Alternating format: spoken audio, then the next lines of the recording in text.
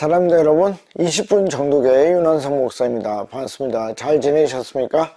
자, 우리가 창세기 계속하고 있습니다. 이제는 뭡니까? 야곱의 시대도 지나가고 이제는 요셉의 시대가 나올 것입니다. 물론 오늘 36장을 하면서는 에서의 이야기도 나오겠지만 어쨌든 한 시대가 지나갔다는 것을 알 수 있습니다. 자, 그러면 시그니처하고 우리 시작하도록 하겠습니다. 자, 오늘 36장은 제가 전체를 다 하지 않겠습니다. 제가 이제 앞쪽에서도 말씀을 많이 드렸지만 제가 이렇게 한다고 해서 이 말씀이 소중하지 않다거나 하나님의 말씀이 좀 덜 중요하다 그런 개념이 아닙니다. 그런데 제가 하는 정독에서는 뭘 한다 그랬습니까? 생각을 하고 사건을 얘기를 하고 이 상황과 사건에서 내가 뭘 얻을 수 있는가를 보는 것입니다. 그래서 쭉 36장을 읽어보시면 여러분들이 제가 왜 이렇게 건너뛰는지를 알게 될 것입니다. 진행을 하면서 좀 더 자세히 설명을 드리도록 하겠습니다. 자, 창세기 36장 1절입니다. 에서 곧 에돔의 족보는 이러하니라. 자, 에서는 에돔이라는 별명이 있는데 이 에돔은 북다 하는 것이죠. 2절입니다. 에서가 가나안 여인.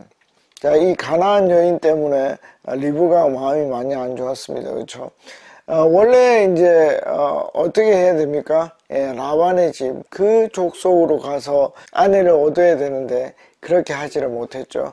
그래서 마음에 상처가 되었고 기쁨이 없다고 얘기를 했습니다. 그런데 그 족보들이 쭉 연결된다는 걸 보시면 되겠습니다. 헷 족속의 엘론의 딸 아다와 히위 족속의 시브온의 딸인 아나의 딸 오홀리바마를 자기 아내로 맞이하고, 자, 둘을 맞이했고요. 3절입니다. 또 이스마엘의 딸 느바뇨스의 누이 바스맛을 맞이하였더니 이 모든 사람들이 다 이삭과 리브가의 뜻에 상관없이 또 그리고 종국적으로는 하나님의 뜻에 상관없이 어떻게 아내를 가나안 땅 사람들 안에서 얻게 됩니다. 그러니까 믿음에 크게 도움이 되지 못했다 하는 것을 우리가 알 수 있습니다. 자, 4절입니다. 아다는 엘르바사를 에세에게서 낳았고 바스맛은 느부데를 낳았고 5절입니다. 오홀리바바는 여우스와 얄람과 고라를 낳았으니 이들은 에서의 아들들이요 가나안 땅에서 그에게 태어난 자들이더라. 자, 여러분들이 이제 들었습니다. 그렇죠? 여기 보시면은 르우엘을 낳았고, 그렇죠? 여우스와 얄람과 고라를 낳았으니, 자, 여러분들 이 사람들을 읽으면서 여러분들은 뭘 생각할 수 있습니까? 자, 어떤 상황을 알 수 있죠? 이름이 엄청 어렵구나. 그걸 알 수 있죠. 그 말고는 여러분들에게 뭐가 의미가 있습니까? 그러니까 이런 부분들은 여러분들이 쭉 읽어나가는 게 중요하다는 것입니다. 물론 여러분, 만약에 이 창세기 36장만 어떻게 흘러서 저에게 딱 이렇게 종이로 떨어졌다고 생각합시다. 그러면 이 본문을 읽고 제가 하나님을 만날 수 있을까요? 없을까요?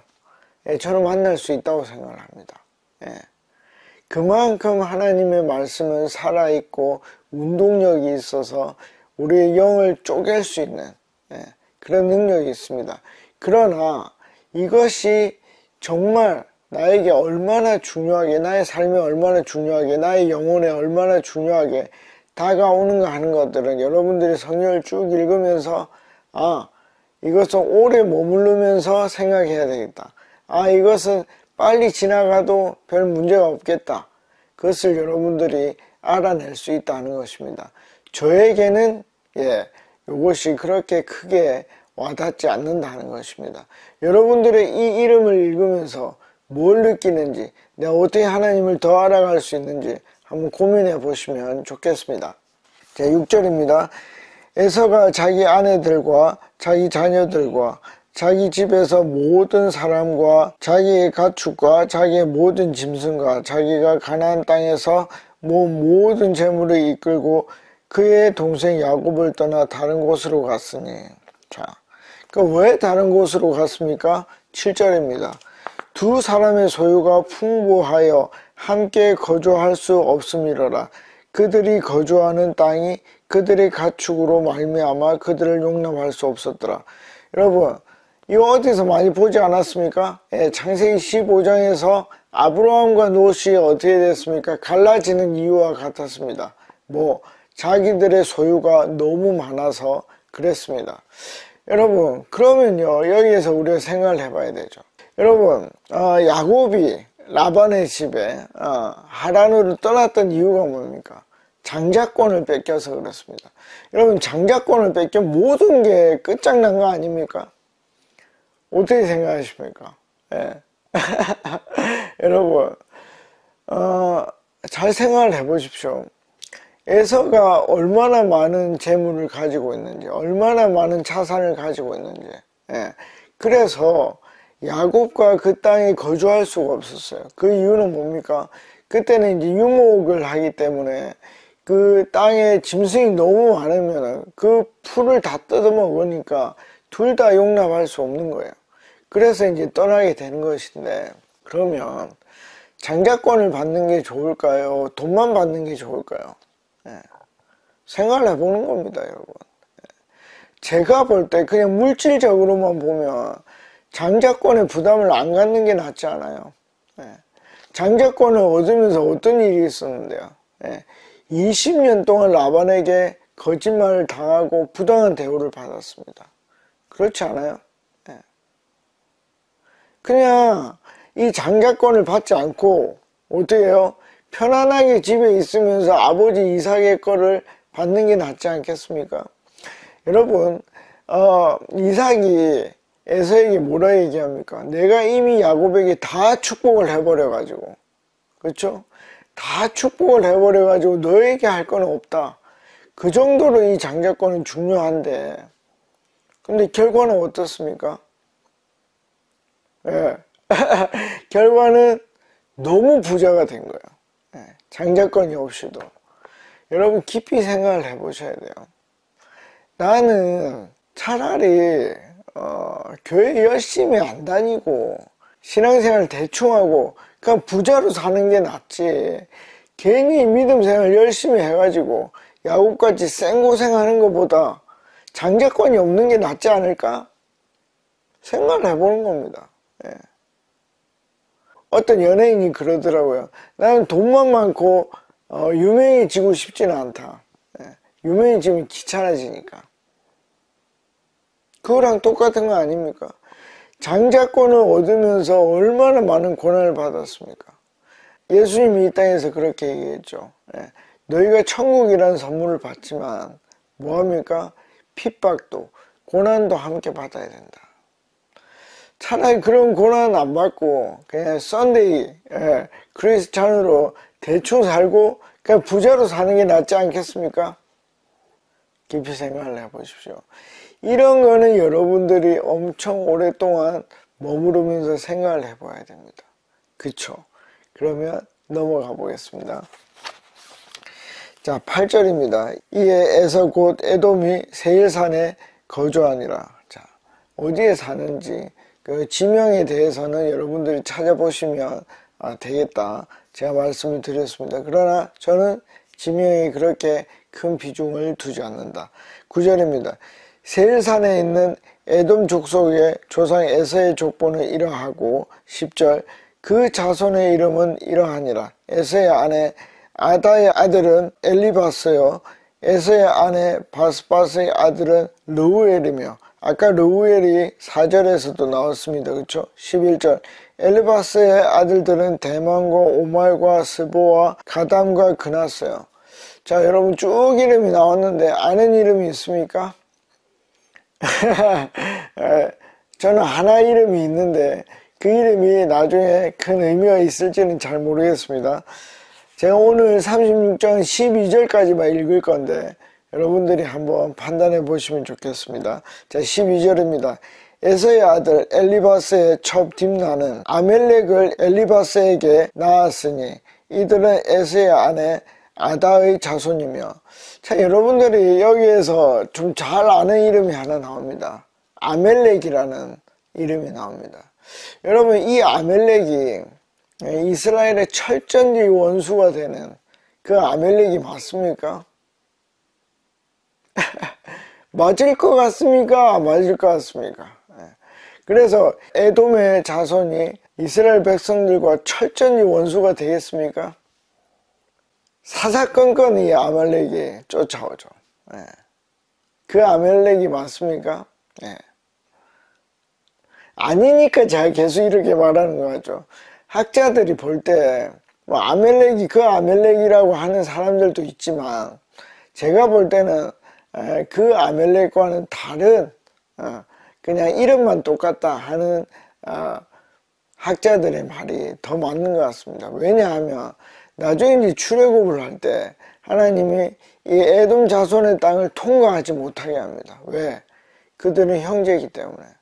만약에 하나님이 이 아멜렉 족속을 멸종시키라 그러거든요. 그러면 이 에서에게서부터 나온 아말렉이었으면 이 에서의 땅을 통과해버리라고 했을 것입니다. 근데 그렇게 하지 않았죠. 그러니까 이 아말렉은 아무래도 이름만 같은 다른 사람일 확률이 높다 하는 것입니다. 자, 그러니까 이 이름 자체도 뭐죠? 전문가들, 학자들도 잘 모른단 말이에요. 이게 걔인지 걔가 얘인지 알 수가 없단 말이에요. 그러니까 읽어 두시고 나중에 혹시 기억이 나서 다른 데서 보시면 다시 와서 찾아보는 것은 좋습니다. 그러나 성경만 봐서는 이 아멜렉이 그 아멜렉인지를 알 수 없다. 그래서 이런데 오랜 시간을 둘 필요는 없다 라고 제가 말씀을 드리고, 오늘 이게 이제 43절까지 쭉 나오는데 쭉 한번 읽어 보십시오.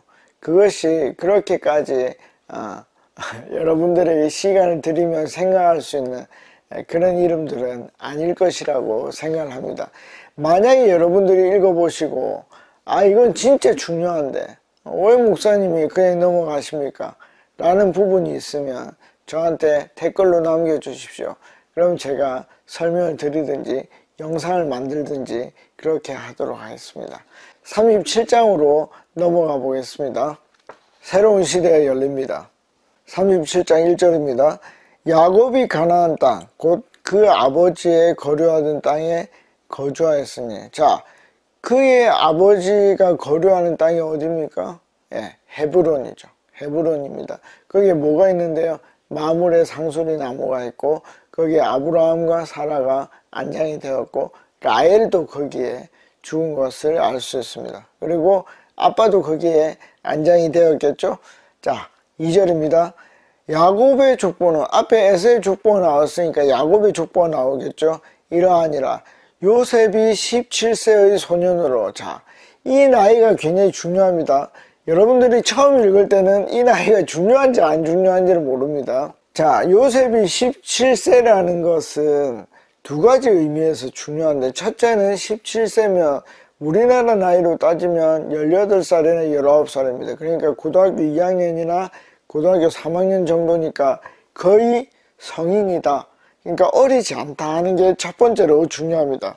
두 번째는 이 17세가 나중에 성경에 나오는데 30세와 연결이 됩니다. 그 13년의 시간이 굉장히 중요합니다. 그래서 두 가지에서 중요한데, 처음 읽을 때는 이게 중요한 숫자인지 안 중요한 숫자인지 알 수 없다. 자, 17세의 소년으로서 그의 형들과 함께 양을 칠 때에 그의 아버지 아내들 빌하와 실바의 아들들과 더불어 함께 있었더니 그가 그들의 잘못을 아버지에게 말하더라. 자, 그러면 누구의 잘못을 지적을 하는 겁니까? 여기 당장 보면 그냥 그 문장에서 보면 첩들의, 그렇죠? 빌라와 실바의 아들들을 이렇게 잘못을 얘기를 한 것 같지만, 나중에 쭉 어떤 일들이 일어나는 걸 보면 그냥 전체 다 12아들 중에 자기와 베냐민만 빼고는 다 문제를 삼았다. 그러니까 제가 볼 때 요셉이 일은 잘하는 사람인 것 같습니다. 그러니까 뭐가 보이죠? 남의 잘못이 보이죠. 양을 칠 때 문제들이 있는 것을 지적할 수 있습니다. 그러나 성격적으로는 아니면 성품적으로는 어떻습니까?